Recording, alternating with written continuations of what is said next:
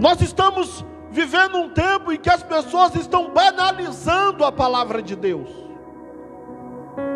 Estamos vivendo um tempo da hipergraça, onde que as pessoas que frequentam as igrejas podem viver de qualquer jeito, de qualquer forma, de qualquer maneira, e que está tudo bem. Não, não está tudo bem.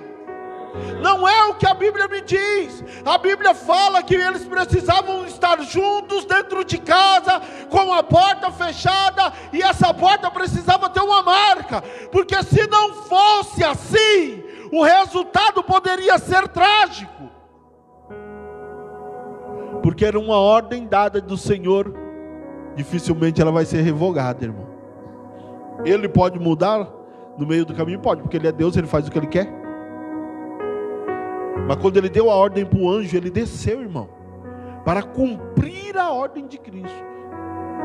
E não vai ser diferente, porque o texto fala que o Senhor Jesus Cristo enviará os teus anjos,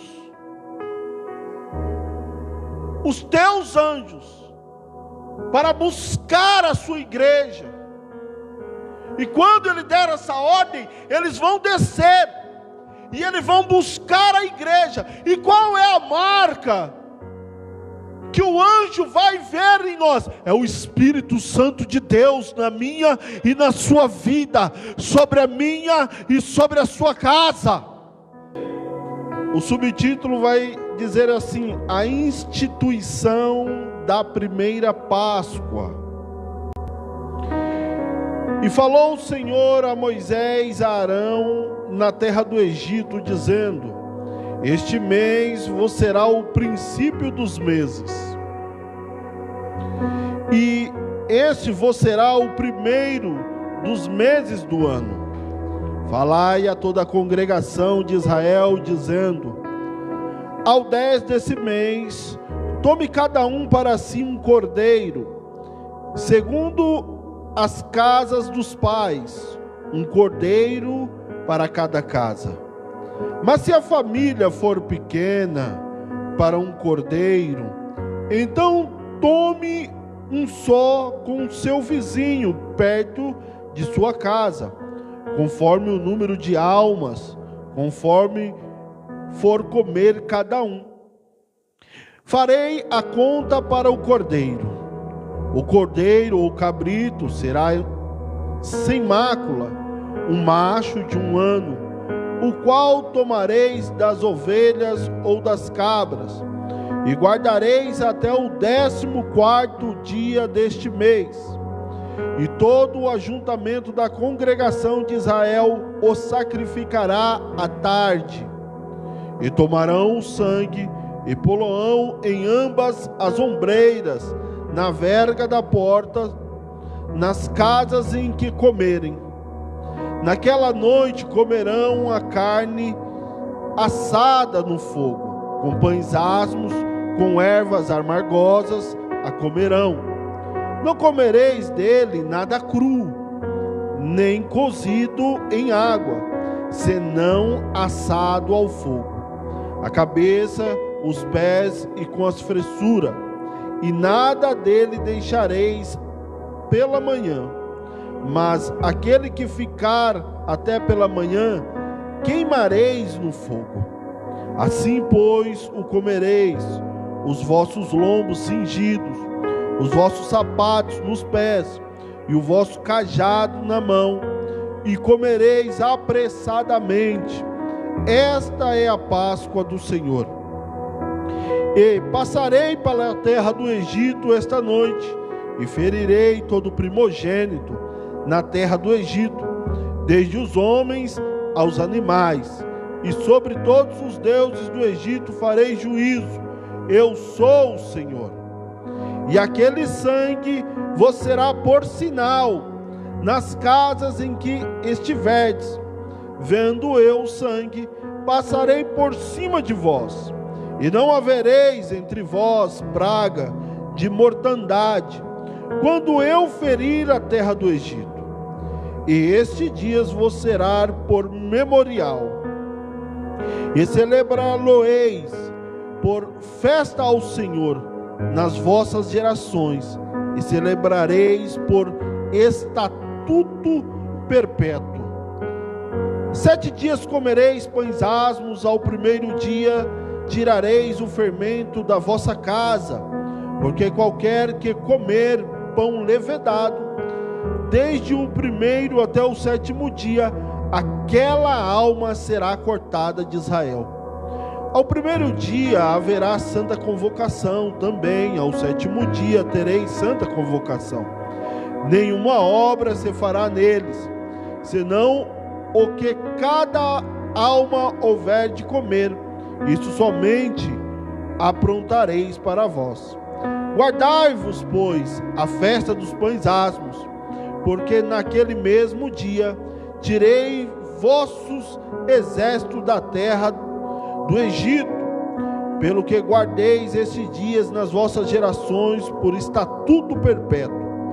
No primeiro mês, ao 14 dia do mês, à tarde, comereis pães asmos, até 21 do mês à tarde. Por 7 dias, não se ache nenhum fermento nas vossas casas. Por qualquer que comer pão levedado, aquela alma será cortada da congregação de Israel, assim o estrangeiro como o natural da terra. Nenhuma coisa levedada comereis, em todas as vossas habitações comereis pães asmos. Chamou, pois, Moisés a todos os anciões de Israel e disse-lhe: escolhei e tomai cordeiros para as vossas famílias e sacrificai a Páscoa. Então tomai um molho de ísopo e molhai no sangue que estiver na bacia e lançai na verga da porta, em ambas obreiras. Do sangue que estiver na bacia, porém nenhum de vós saia da porta da sua casa até amanhã, porque o Senhor passará para ferir aos egípcios. Porém, quando vir o sangue na verga da porta e nas ambas ombreiras, o Senhor passará aquela porta e não deixará o destruidor entrar em vossa casa para vos ferir. Portanto, guardai isto por estatuto para vós e para os vossos filhos para sempre. E acontecerá que quando entrardes na terra do Senhor vos dará, como tem dito, guardar estes culto. E acontecerá que quando vossos filhos vos disser: que culto é este?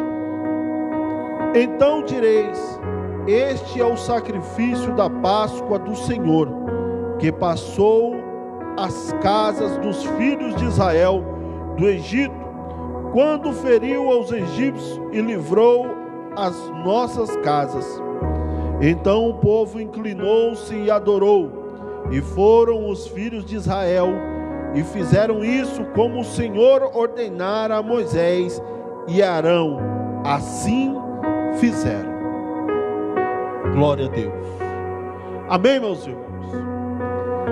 Aqui onde que nós estamos lendo, pelo subtítulo, já fica claro do que se trata, que é da instituição da Páscoa.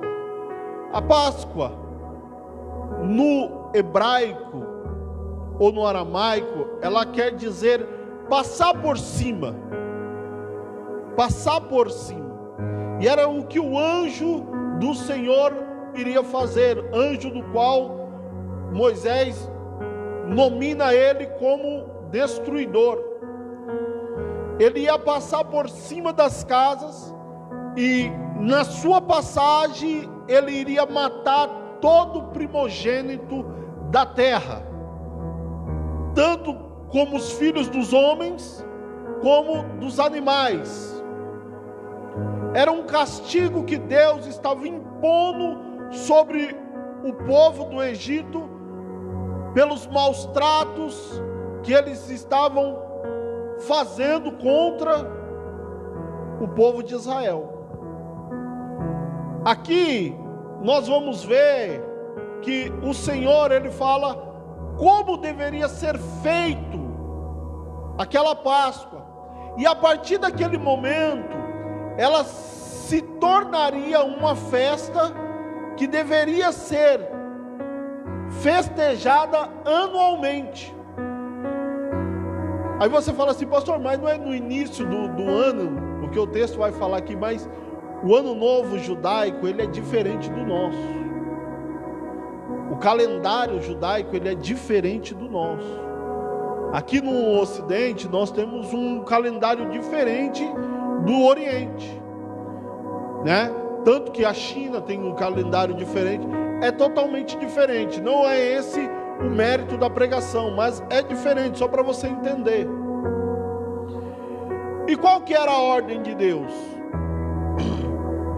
Primeiro, deveria se reunir a família.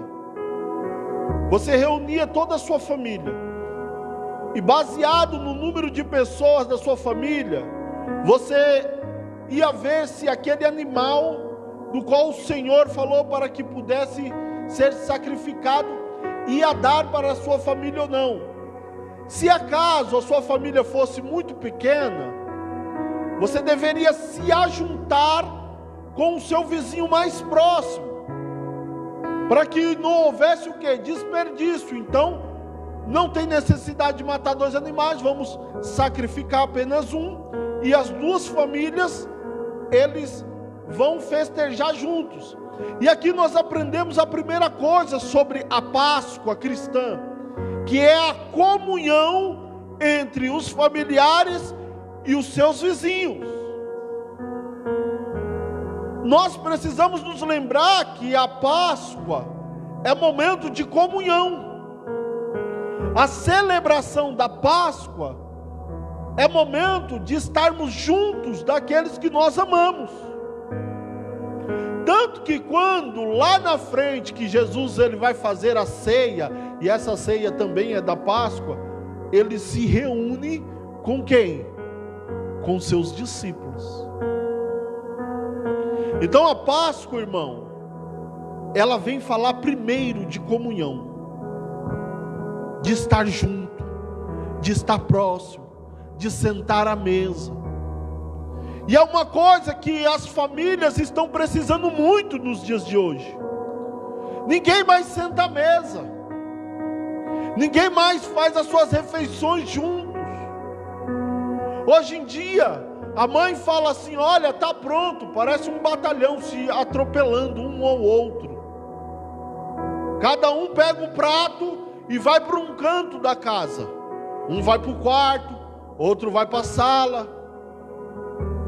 Cada um vai ver o que quer, o que gosta. Um está na televisão, o outro está no celular.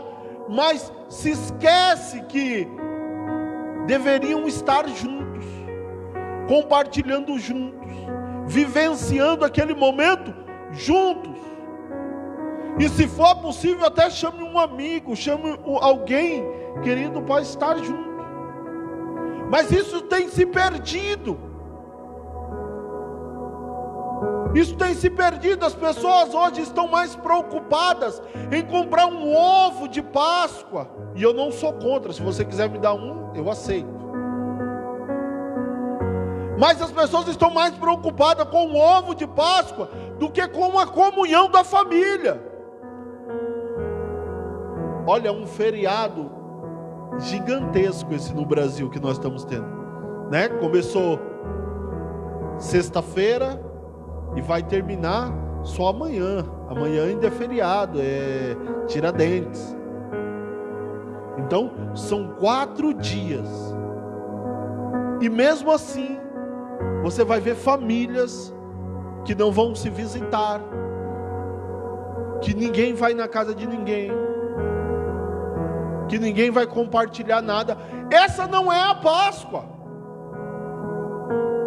Se não tem comunhão, já começa por aí, irmão. A Páscoa é momento de perdão. A Páscoa é momento de união, de estar perto. Essa é a Páscoa de Cristo.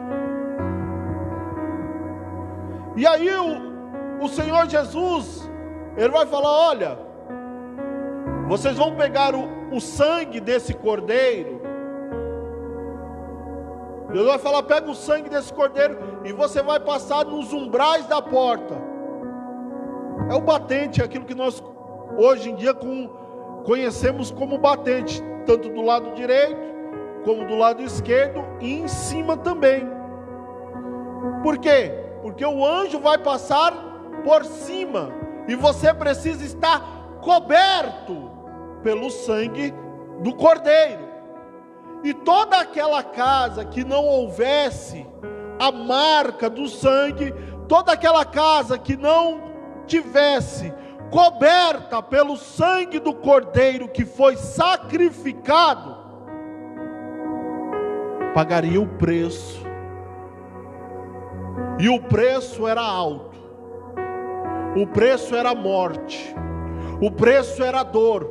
O preço era o sofrimento. Era a amargura, era a lágrima, era a tristeza, era o desespero. Tanto que o próprio Deus, Ele avisa, fala: olha, haverá um grande choro na terra do Egito, como nunca houvera antes. E Ele falou assim: só que, se você pegar o sangue desse cordeiro que foi sacrificado, e que serviu de alimento para você e para sua família, esse cordeiro que trouxe comunhão para a tua casa, esse cordeiro que fez com que vocês se ajuntassem, você pegar o sangue dele e passar nos umbrais da porta, não só do lado direito, não só do lado esquerdo, não só em cima, mas sim como nos três cantos, para que simbolize uma cobertura. Esse sangue vai ser um sinal que você é um escolhido de Deus.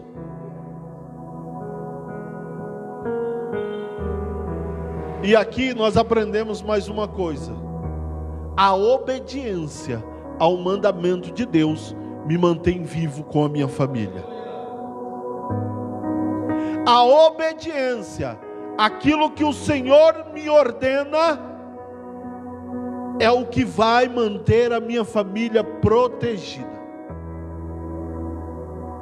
E ele fala, e tem mais, ele fala: ninguém saia para fora nessa noite, fica aí dentro. Ah, mas se eu precisar sair, não, fica aí, não é momento de sair. E aí o povo, eles fazem isso. E quando o anjo vem, nós precisamos tentar imaginar, porque o texto não fala, irmão Rosanino. Imagina, era noite, o povo estava preparado, porque ele falou: comei cingido, com seus cintos, com um cajado na mão e sandália do pé. Era para comer, porque o que ia acontecer ia ser muito sério, muito grave, e eles precisavam sair rápido. Então, quando o anjo vem naquela noite, ele vem e ele desce sobre a terra, e ele vem, ele vai olhando, e ele vai percebendo que em alguns lugares existia uma marca, em alguns lugares existia a marca da obediência, existia a marca daqueles que eram conscientes daquilo que tinha que fazer.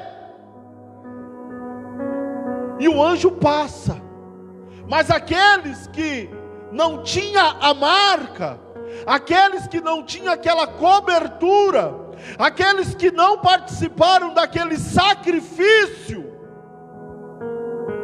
sofreram a duras penas. E não vai ser diferente nos dias da vinda do nosso Senhor Jesus Cristo. Aquele que não tiver a marca do Espírito Santo, aquele que não tiver a marca do Cordeiro sobre si, sobre a tua casa, ele vai perecer, irmão. Isso é algo muito sério. Nós estamos vivendo um tempo em que as pessoas estão banalizando a palavra de Deus. Estamos vivendo um tempo da hipergraça, onde que as pessoas que frequentam as igrejas podem viver de qualquer jeito, de qualquer forma, de qualquer maneira, e que está tudo bem. Não, não está tudo bem. Não é o que a Bíblia me diz. A Bíblia fala que eles precisavam estar juntos dentro de casa, com a porta fechada, e essa porta precisava ter uma marca, porque se não fosse assim, o resultado poderia ser trágico, porque era uma ordem dada do Senhor. Dificilmente ela vai ser revogada, irmão. Ele pode mudar no meio do caminho? Pode, porque Ele é Deus, Ele faz o que Ele quer.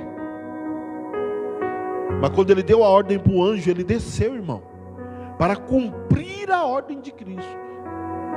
E não vai ser diferente, porque o texto fala que o Senhor Jesus Cristo enviará os teus anjos,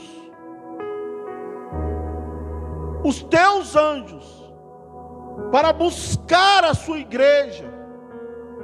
E quando Ele der essa ordem, eles vão descer e eles vão buscar a igreja. E qual é a marca que o anjo vai ver em nós? É o Espírito Santo de Deus na minha e na sua vida, sobre a minha e sobre a sua casa.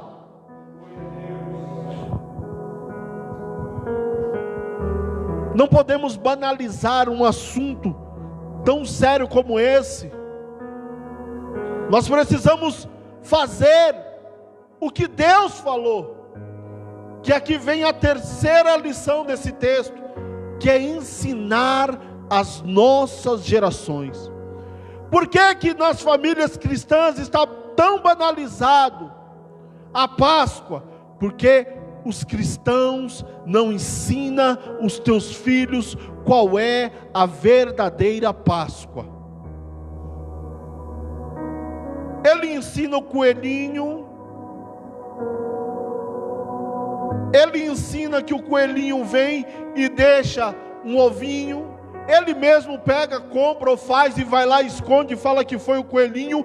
Mas falar que o Senhor Jesus Cristo, que é o verdadeiro Cordeiro, que morreu na cruz, Ele não ensina, Ele não fala, Ele está deixando cair no esquecimento. Ele está esperando que o filho aprenda por si só. Eu vou te falar o que o seu filho vai aprender. Ele vai aprender que a Páscoa é um ovo de chocolate. Ele vai aprender que todo ano nessa data, ao invés dele lembrar o sacrifício que foi feito na cruz, ele tem que se preocupar em gastar dinheiro comprando um ovo que em 2 minutos acaba. Mas o sacrifício que é para todo sempre, ele não fala, ele não ensina, ele não mostra, e aí está sendo o que? Banalizado. Quantas igrejas nessa manhã estão vazias? Porque ao invés de estar cultuando a Deus, está cada um preparando a sua Páscoa em casa. Eu preciso comprar meu peixe, eu preciso ir no mercado correndo, comprar um ovo de Páscoa para fulano, para Beltrano. E Jesus, fica na onde? Na onde que está Jesus na sua Páscoa? Na onde que está Jesus na Páscoa da tua família, da tua casa? Porque Ele morreu na cruz, Ele foi o sacrifício perfeito de Deus, para que hoje nós estivéssemos aqui, comemorando a verdadeira Páscoa, que foi em Cristo Jesus.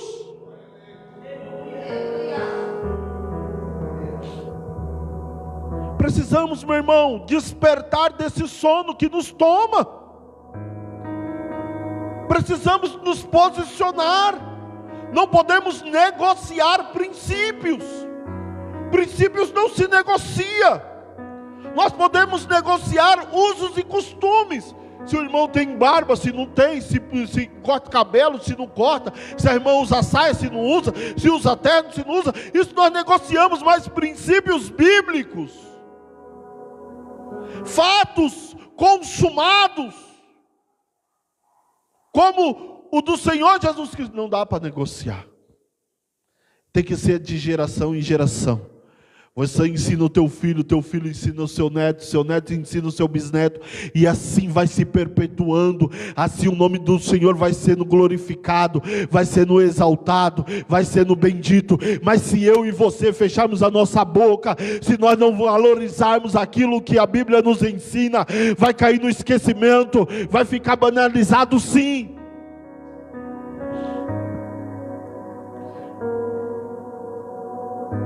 Muitas vezes as pessoas falam: vocês são muito religiosos. Não é religiosidade, irmão. É um ensino, é um princípio que está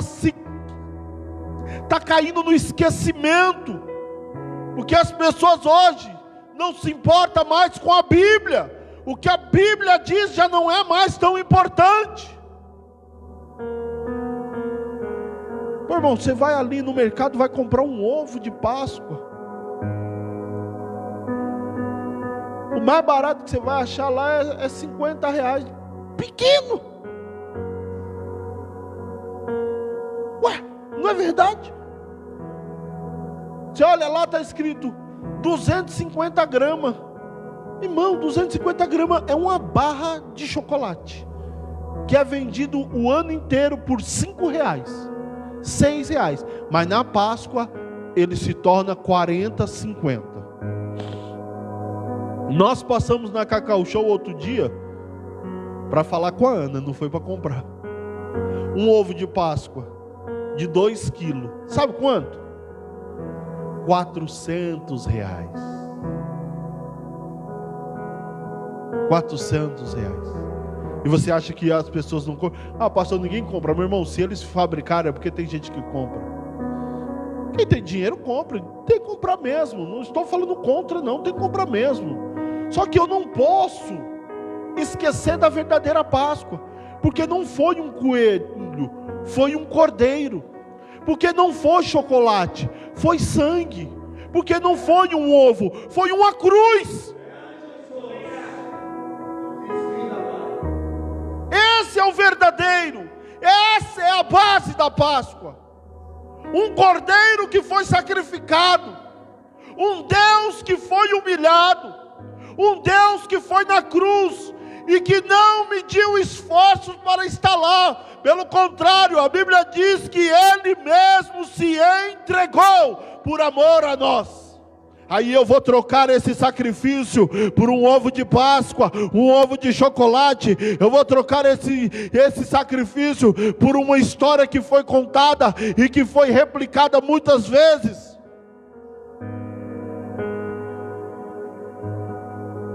Nesse momento não importa quem foi que inventou a Páscoa, se foi pagão, se não foi, não importa. Quando se começa a se tomar o lugar do Senhor Jesus Cristo, não faz bom, não faz bem, perdão, não faz bem, está errado. As pessoas, é porque a origem é pagã. Meu irmão, não pode ser a origem de Júpiter, pode eu ter inventado. A partir do momento que tomou o lugar do Senhor Jesus Cristo, tem que se tomar cuidado, está errado. Pode ter sido um cristão, um pastor, um padre, seja lá quem for, um judeu, um rabino, um anjo do céu, um querubim, um serafim, pode ser a criatura mais celestial que houver nos céus. Se ele criou qualquer coisa que está substituindo algo do qual a Bíblia nos diz que é princípio bíblico, está errado. Está errado. E nós, como pastores, ministros, pregadores da palavra, não podemos nos dobrar, não podemos nos ajoelhar diante das falácias desse mundo, diante das mentiras que são contadas. Porque se o pregador não falar, se o pregador não pregar, quem é que vai saber? Como que vão conhecer? O próprio texto que nós lemos vai falar que essa é a primeira parte. Tudo aqui que nós lemos é a primeira parte.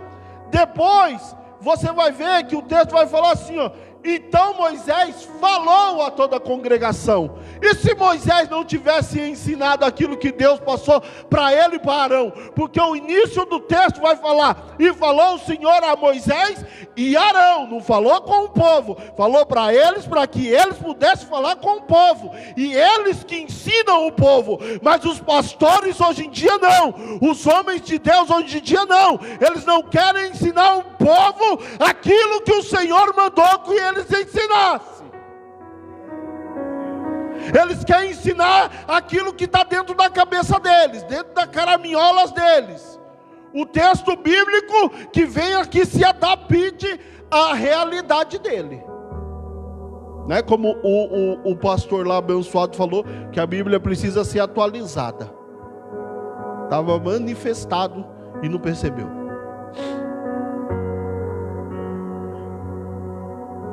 É obrigação do cristão, é obrigação do ministro, é obrigação do pregador ensinar aquilo que o Senhor Jesus, aquilo que Deus falou. Você pegou a sua Bíblia, você tem a oportunidade de estar aqui falando à igreja ou em qualquer outro ambiente, no seu trabalho, na sua casa, no seu círculo de amizade, seja ele qual for. Vai falar da Bíblia, você tem a obrigação de falar o que ela fala, independente se as pessoas gostam ou não. Moisés chama o povo e fala: vem cá, meu povo. O negócio é o seguinte: Deus visitou eu e Arão aqui, né, Arão? É Moisés, é. E falou que para juntar a família aí, separa um cordeiro no dia 10, vai ficar com esse cordeiro lá até o dia 14, 4 dias, e no dia 14 vocês matam ele, e aí vocês vão comer. É para comer tudo. Se não der para comer tudo, o que sobrar queima, viu? E outra, não é para pôr a cara para fora de casa. Entendeu? É isso que é para fazer. É isso, Moisés? É. Já ia esquecendo. Já deixa tudo pronto, viu? Já deixa tudo pronto. Já cinge os lombos, já põe sandália no pé, pega os meninos, já deixa tudo pronto, porque Deus vai fazer justiça na terra do Egito e nós vamos embora. É difícil fazer isso, irmão. Mas as pessoas, elas querem o quê? Ela quer agradar o homem. Os pastores hoje em dia, eles querem encher a igreja, não pela oração, pelo jejum e pela a pregação da palavra, não. Eles querem encher a igreja hoje, de qualquer forma, nessa ânsia, nesse desejo de encher a igreja, ele prega qualquer coisa, ele ensina qualquer coisa, o que o povo quiser ele fala. Pastor, é pecado isso? Não, meu filho, isso aí, mas isso é besteira, isso é coisa do passado. Pastor, pode isso? Não, pode, fique em paz. Pastor, vamos fazer isso na igreja? Vamos. Pastor, e isso aqui? Vamos. Meu irmão, pergunta para Deus o que você pode fazer ou não. Você vai ver que um monte de coisa ele vai falar não. Ele vai falar não. Não é verdade? A irmã Márcia tem filhos. A irmã não deixava os filhos fazer tudo o que queria. Não por maldade, não por ruindade, mas ela, como mãe e uma mulher experiente, sabia que algumas coisas que os filhos fossem fazer poderia lhe trazer danos, e danos muitas vezes irreversíveis. É como um dia eu estava ouvindo um debate e o pastor estava falando que os pais não deveriam obrigar os seus filhos menores a vir à igreja.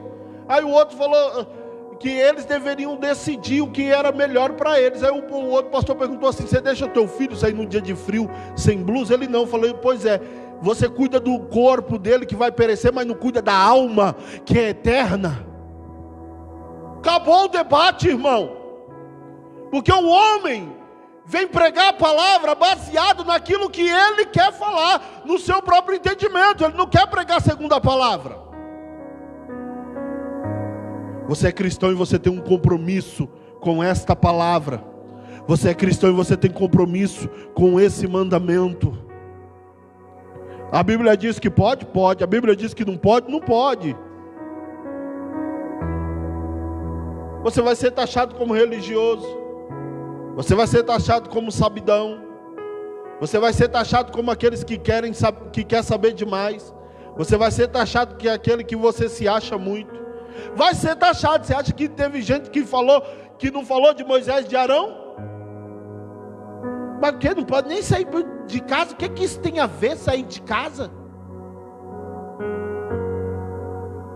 Para que passar esse sangue aí? O anjo é doido, ele não sabe quem eu sou, não? É, irmão.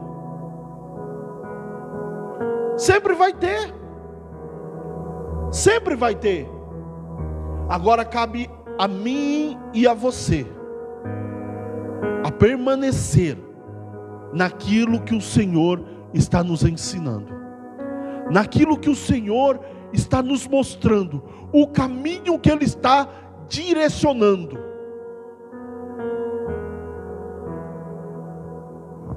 Aí o texto vai falar que à meia-noite o anjo do Senhor desce e fere todo o primogênito sobre a terra. E houve um grande choro. Houve muito choro.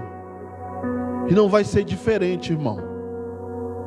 Quando o Senhor Jesus Cristo retornar, a Bíblia diz que todo olho verá, e todo joelho se dobrará, e toda a língua confessará que somente Ele é Deus.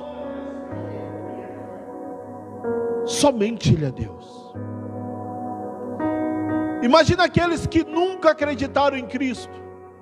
Imagina aqueles que são apóstatas, que abandonaram a fé quando viram Ele vindo, com os exércitos celestiais, no seu cavalo branco, sobre as nuvens.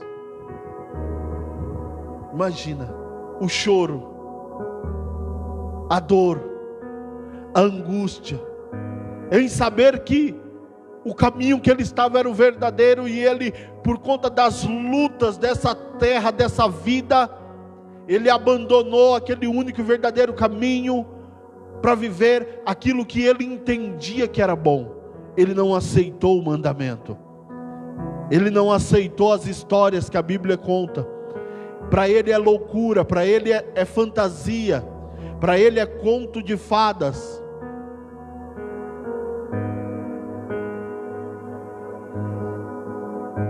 Meu irmão, eu vou falar uma coisa para você.